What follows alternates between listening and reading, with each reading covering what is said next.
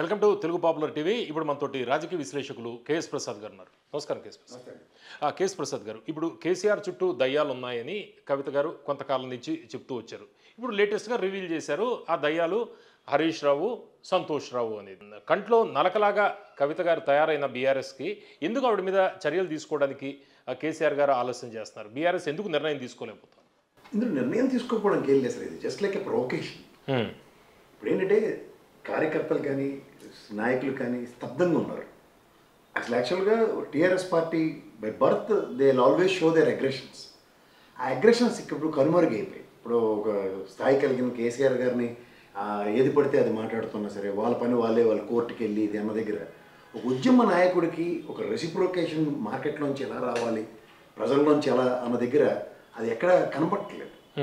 ఆ కనపడని మొమెంటమ్ని ఒరిజినాలిటీ కలిగిన వాళ్ళు వాళ్ళ ఫ్యామిలీ మెంబర్స్ పరంగా కవిత పనిచేస్తుంది. ఇదే కనుక కేటీఆర్ ఈ వాయిస్ కనుక ఇచ్చాడు అనుకోండి, ఉదాహరణకి హరీష్ రావుని లేకపోతే సంతోష్ రావుని అనకుండా నాయకుల్ని ప్రొవొకేషన్ చేస్తే ఒక నాయకుడికి వచ్చిన కష్టానికి తను తాను ప్రొవొకేట్ చేసుకున్నట్టు.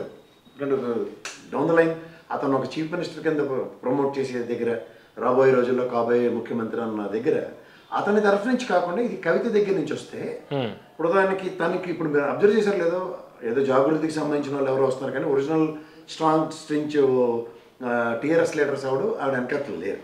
సో ఇలాంటప్పుడు ఏంటి, is nothing but a game plan. ఆవిడ she's rubbing on the other side. ఎలాంటి వాళ్ళని చూడండి మీరు, ఒకళ్ళు జగదీష్ రెడ్డి గారు, ఇంకోటి సంతోష్ రావు గారు, ఇంకో అతను హరీష్ రావు గారు. వీళ్ళు ముగ్గురు అసలు ది లాయలిస్ట్ ది కేసీఆర్. ఈవిడ శంకించవచ్చు కానీ కేసీఆర్ కంట్రోల్లో ప్రాణం ఉండగా శంకించడం వాళ్ళని, జగదీష్ రెడ్డిని కానీ అలాగే సంతోష్ని కానీ.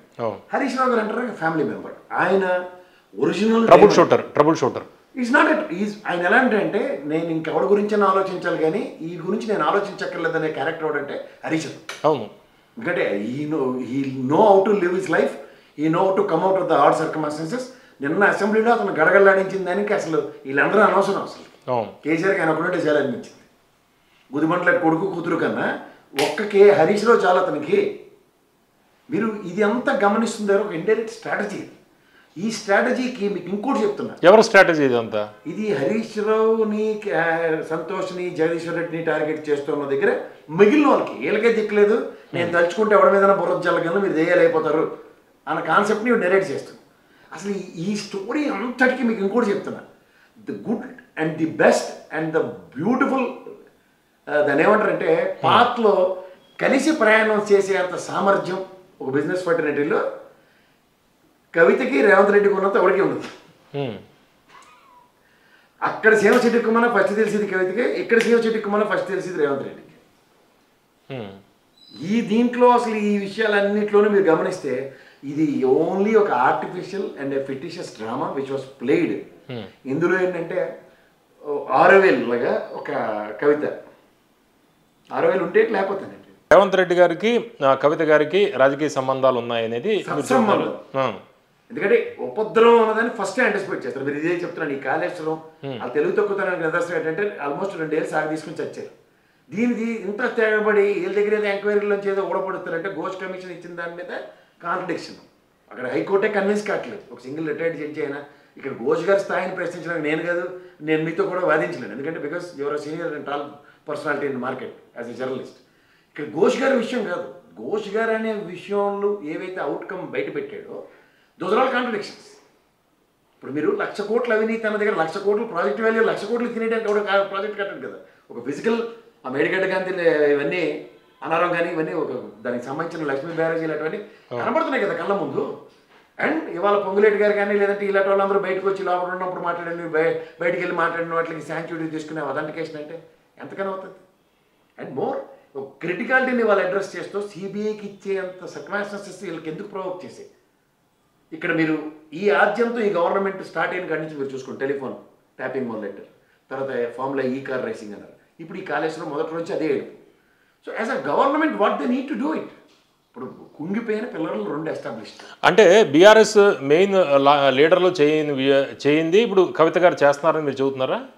అది చేయవలసిన పనికి ఇవి ఇండైరెక్ట్గా ఇప్పుడు మామూలు కూడా చూడండి, సోలం పెట్టి పొడుతున్న నేను వెళ్తాన్నట్టు ఈవిడతో ఒక ఇండైరెక్ట్గా జలక్లు ఇప్పిస్తున్నారు. ఎవరు ఇప్పిస్తున్నారు? ఇది part and parcels party role అండి అది. ఇప్పుడు అంటే బీఆర్ఎస్ చేయిస్తుంది అంటున్నారు ఇదంతా. నేనైతే ఖచ్చితంగా అదే చెప్తాను. బీఆర్ఎస్ క్యాడర్ అంతా స్తబ్దంగా ఉందండి. అది కూడా కేసీఆర్ గారు లాంటి వ్యక్తిని బ్లేమ్ చేస్తుంటే అది ఆవిడ ఖచ్చితంగా షీఈ్ పంపింగ్ ఎగర్ షీఈ్ అంటే బూస్ట్ అని నేను అన్నాను. ఇండైరెక్ట్గా ఏంటంటే దెప్పిపొడుపులకి పౌరుషాలు వస్తుంది. ఎండ్ ఆఫ్ ది డే ఇవాళ మీకు అంటే నేను మిమ్మల్ని కన్విన్స్ చేయడానికి ఒక ఆన్సర్ చెప్తాను. ఇవాళ రోడ్ల మీదకి వచ్చి ధర్నా గరావులు పుత్రీలు తగలబెట్టడం ఇలాంటివి స్టార్ట్ చేశారా? ఇది ఎప్పుడు చేయాలా? ఆమె చెప్పింది కూడా అదే కదా, మీరు బంద్ ఎందుకు పిలుపు లేదు అది. అంటే ఒక నాయకుడికి అతని ఉద్యమ నేపథ్యంలో చేమ చెట్టుకుమన్న తెలంగాణ వచ్చేదాకా ప్రతిదానికి రియాక్టివ్ మోడ్ ఉండేది టీఆర్ఎస్ పార్టీకి. ఈ నాన్ రియాక్టివ్ మోడ్కి ఎప్పుడైతే వచ్చానో ఒరిజినల్ స్టెంట్లు బయటకు లాగాలంటే ఏం చేయాలి? కేటీఆర్ అయితే మాట్లాడలేడు కదా, ఈ కెనాట్ ఆ పని ఈవిడితో చేయిస్తాను. అంటే మీరు చెప్తుంది ఇదంతా కూడా కేసీఆర్ గారే కవిత గారితో చేయిస్తున్నారు. కేసీఆర్ చేయించట్లేదు, ఇది కేసీఆర్ కాదు.